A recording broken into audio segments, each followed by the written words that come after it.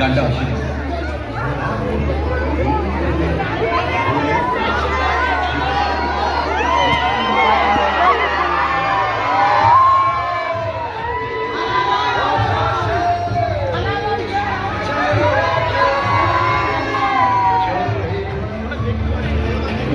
ঠিক আছে গানটা ধন্যবাদ